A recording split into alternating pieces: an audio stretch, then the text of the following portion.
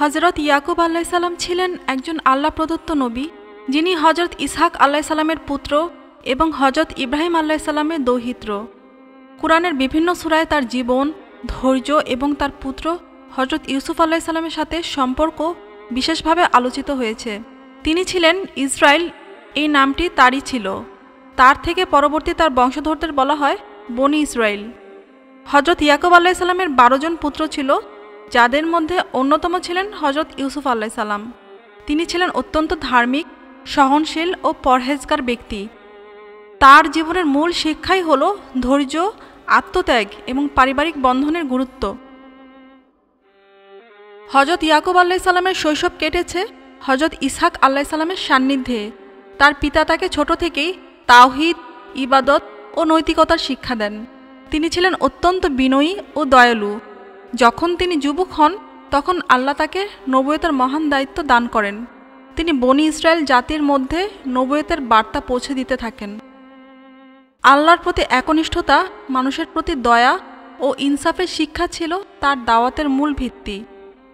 হজরত ইয়াকুব আলাইসাল্লাম বিবাহ বন্ধনে আবদ্ধ হন এবং তার ঘরে একে একে 12 জন সন্তান জন্মগ্রহণ করেন। তারা প্রত্যেকেই আলাদা আলাদা গুণের অধিকারী ছিলেন। তবে ইউসুফ আলাইসাল্লাম ছিলেন সবচেয়ে মেধাবী ও ধার্মিক। ইয়াকুব আলাইসাল্লাম ইউসুফ আলাইসাল্লামকে অনেক ভালোবাসতেন, কারণ তিনি বুঝতে পেরেছিলেন তার মধ্যে এক নবীর গুণাবলী রয়েছে।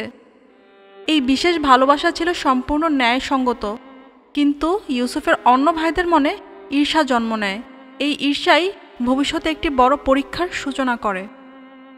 ছোট ইউসুফ আলাইসাল্লাম একটি আশ্চর্য স্বপ্ন দেখেন। তিনি বলেন, আমি দেখেছি 11টি তারা, সূর্য ও চন্দ্র আমাকে সেজদা করছে।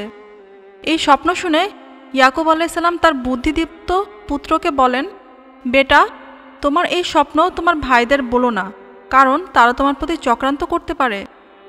ইয়াকুব আলাইসাল্লাম বুঝে গিয়েছিলেন এই স্বপ্ন নবুয়তের ইঙ্গিত বহন করে, কিন্তু ভাইদের ঈর্ষা ততদিনে প্রকট হয়ে উঠেছে। তারা ইউসুফ আলাইসাল্লামকে পরিকল্পনা করে কূপে ফেলে দেয়। ভাইয়েরা এসে ইয়াকুব আলাইসাল্লামকে বলে, হে পিতা, আমরা দুঃখের সাথে জানাচ্ছি যে ইউসুফকে নেকড়ে খেয়ে ফেলেছে। সঙ্গে তারা ইউসুফের রক্তমাখা জামা নিয়ে আসে। ইয়াকুব আলাইসাল্লাম সঙ্গে সঙ্গে বুঝে যান যে এটা মিথ্যা। তিনি কেঁদে বলেন, সবুরই উত্তম, আমি আল্লাহর কাছেই সাহায্য চাই তোমাদের এই কথার বিপরীতে। তিনি এতটাই কষ্ট পান যে ক্রমে ক্রমে তার দৃষ্টিশক্তি হারিয়ে ফেলেন। চোখে অন্ধকার নেমে আসে, কিন্তু অন্তরে আলোর দীপ্তি বজায় রাখেন। সেই দীপ্তি ছিল আল্লাহর প্রতি বিশ্বাস। ইউসুফ আলাইসাল্লাম হারিয়ে যাওয়ার পর বছরের পর বছর কেটে যায়। পুত্ররা বড় হয়, কিন্তু পিতার চোখে শান্তি ফেরে না। তিনি প্রতিদিন আল্লাহর কাছে কান্নাকাটি করে দোয়া করতেন তার প্রিয় সন্তান যেন আবার ফিরে আসে। পরিবার, সমাজ সব কিছু সামলে তিনি নীরবে নবীর দায়িত্ব পালন করে যান। তার কাছে দাওয়াত নিতে আসতো লোকেরা, আর তিনি আল্লাহর একাত্মবাদের শিক্ষা দিতেন। দীর্ঘ 40 বছর পরে ইউসুফ আলাইসাল্লামের কাহিনী এক চরম পরিণতির দিকে যায়। মিশরের রাজপ্রাসাদে ইউসুফ আলাইসাল্লাম তার যোগ্যতা ও নবুয়তের গুণে হয়ে ওঠেন রাজার নিকটতম মন্ত্রী। একসময় দুর্ভিক্ষে কাঁপতে থাকা কানান অঞ্চল থেকে ইয়াকুব আলাইসাল্লাম তার পুত্রদের খাদ্য আনতে মিশরে পাঠান ইউসুফ আলাইসাল্লামের কাছে।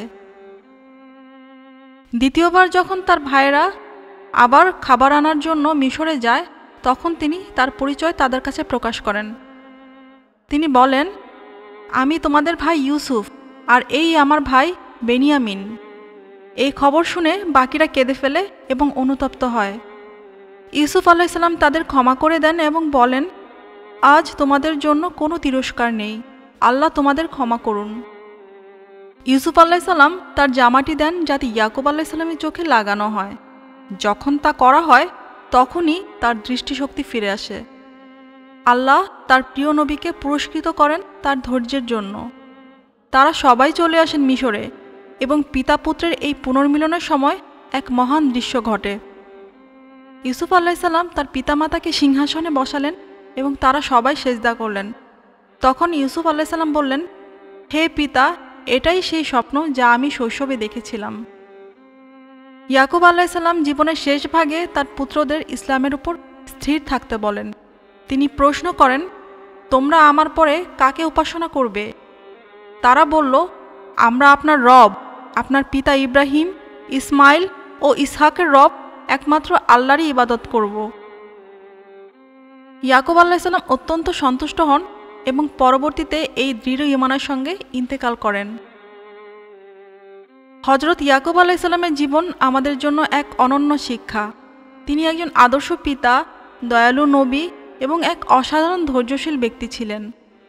তার জীবনের প্রতিটি অধ্যায় আমাদের শেখায় বিপদের সময় ধৈর্য ধরতে হয়, সন্তানের জন্য আল্লাহর উপর ভরসা রাখতে হয় এবং সব কিছুতেই আল্লাহর পরিকল্পনার উপর বিশ্বাস রাখা উচিত।